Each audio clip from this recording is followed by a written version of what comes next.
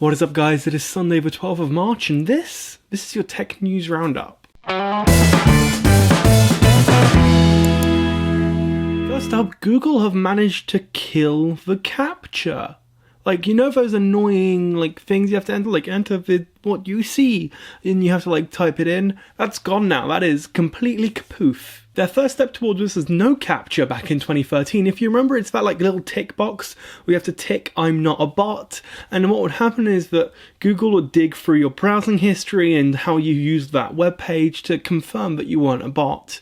And if it wasn't quite sure, it would get you to look at some puzzles, it would get you to click on street signs and stuff like that, things that weren't the same as typing in some text, and it would figure out whether or not you were human based on those behaviours. However, they've now gone one step further, and by deeply integrating to your internet usage history, it doesn't even need that click. It just knows. It's completely invisible unless it's not sure. In fact, you'll be scrolling through a website and you might not even know if there was a Captcha check done to make sure you are human. In fact, right now, if you go to g.co/recaptcha/invisible, link in the description, it'll take you straight to a Google Forms where you can register your interest, and you might be one of the first to test it out. Captcha is probably one of the most annoying things on the internet, and to get rid of it altogether is actually pretty cool, and it's one hell of an achievement if Google can tell if you're a bot or not just by what you were doing, and it's also a little bit creepy. ReCAPTCHA is probably one of the most popular forms of capture out there on the internet right now because it is simply the simplest. It is basically the simplest, and there's no reason for it not to be number one because others include either long words you need to enter, or numbers, or a mixture of letters and numbers, and it's just really convoluted, whereas reCAPTCHA is relatively simple, and it's getting even simpler still. It's not a tool that we personally use because we don't get enough comments on our own website, and most of the comments are on YouTube because we mostly do videos like this one, but it's a really cool tool that is just amazing. Elsewhere, Microsoft are advertising to you in a way that you might not expect, where in File Explorer, when you open it up, there's an advert for OneDrive. Now, this advertising is definitely annoying and a little bit deceptive.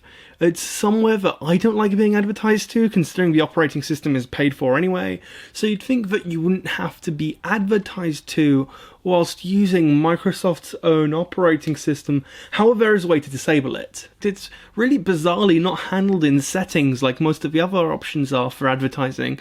You actually have to go to within File Explorer, then click View upon the ribbon, Options, go to View, and then untick the tick box that says Show Sync Provider Notifications. Now, the interesting thing about this isn't that Microsoft are putting adverts to OneDrive or an Explorer, which, although annoying, is within their own right to do. It's more a matter of seeing whether this sets a precedent for different advertisers advertising within Microsoft's File Explorer, which I really hope doesn't happen because I've disabled adverts everywhere I can within Windows. There are so many, but it is just ridiculous. There shouldn't be okay, here's the deal. Microsoft Windows is something you've paid for, and it's not exactly cheap, and I shouldn't expect to see adverts within Microsoft Windows. Luckily though, as I mentioned, you can turn it off, and I highly recommend you do turn it off, and we'll see where this goes. Hopefully it leads to nothing else apart from Microsoft going, that didn't really work too well. Oh well. And finally, how can I not talk about the CIA leak, as they were hacked by someone, and WikiLeaks hacked all of the tools they use to hack things, every single one, complete with names of potential future tools. In fact, some would say they spent more time coming up with names for these tools than they did trying to appropriately cover up these tools, but oh well. As a Doctor Who fan, seeing the words Sontaran and Weeping Angel amongst these is really peculiar, but they struck a chord, and the moment I read what they did, I wasn't too surprised. For example, Weeping Angel was a tool to inject smart TVs, and they'd listen back to you, something that, how a Weeping Angel just kind of seems harmless when you're looking at one?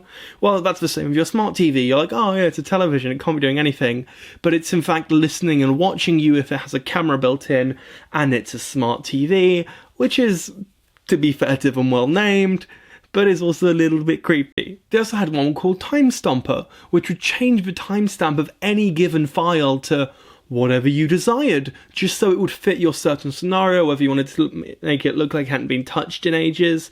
And these are all tools that are really weird. Now, amongst these tools was one that supposedly broke end-to-end encryption, which would have been one hell of a feat on the CIA's front, because even app owners like WhatsApp can't do that. However, when WikiLeaks tweeted that out, it was a little bit misleading because, strictly speaking, it doesn't break the encryption. It gets in on the device and it accesses that information before the encryption is applied. In a statement made by Telegram, one of the companies that was named by WikiLeaks, they said that this is not an app issue. It is relevant on the level of devices and operating systems like iOS and Android, and for this reason,